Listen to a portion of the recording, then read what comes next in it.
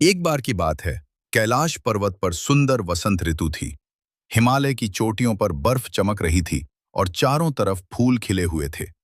भगवान शिव ध्यान में लीन थे, लेकिन माता पार्वती उनके पास ही बैठी थी। पार्वती ने मुस्कुराते हुए शिव की ओर देखा और धीरे से कहा, स्वामी, आज तो आपका ध्यान बहुत गहरा लग रहा है। क्या कोई नई तपस्या शुरू कर दी है, या फिर मुझे देखकर भी मन नहीं भटकता? शिव ने आंखें खोली। उनकी आंखों में वही शांत और प्रेमपूर्ण मुस्कान थी। उन्होंने पार्वती का हाथ अपने हाथ में ले लिया और बोले, प्रिय, तुम्हारे बिना तो मेरा ध्यान भी अधूरा है। लेकिन आज मैं सोच रहा था कि हम दोनों का ये मिलन कितना अनोखा है। तुम हिमालय की पुत्री हो, सौम्य और शांत। मैं रुद्र हूं, तांडव करने वाला। फिर भी तुम मुझे इतना संतुलन देती हो। पार्वती हंस पड़ी।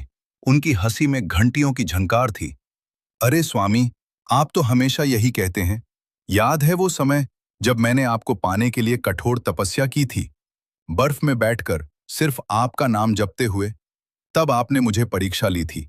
एक ब्राह्मण का रूप धरकर आए थे और मुझे समझाने लगे कि शिव तो भयानक हैं, जटाओं में सांप, गले में मुंडमाला। फिर भी मैंने नहीं माना। शिव भी मुस्कुराए। हाँ, और तुमने मुझे डांटते हुए कहा था, अगर आप शिव को नहीं जानते तो चुप रहिए। मैं उन्हें जानती हूं, वे मेरे हृदय में बसते हैं। उस दिन मैं बहुत प्रसन्न हुआ था। तुम में वो दृढ़ता थी जो मुझे भी आकर्षित कर लेती है।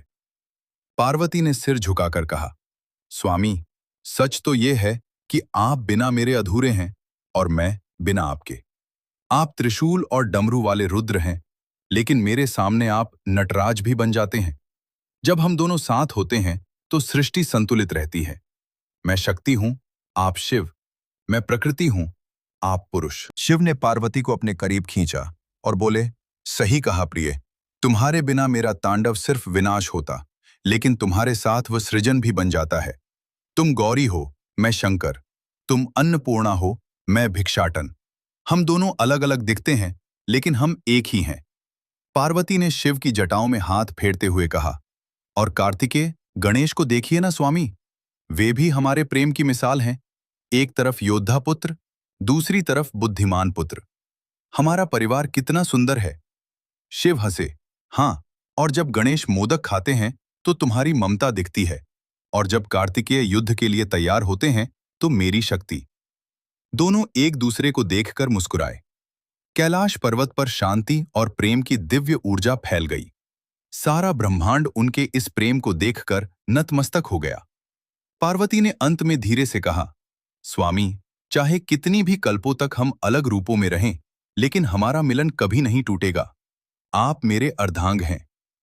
शिव ने उत्तर दिया, और तुम मेरी आत्मा हो पार्वती।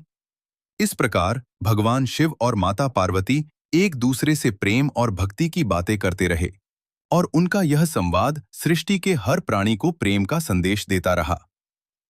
ओम नमः शिवाय। हर हर महादेव।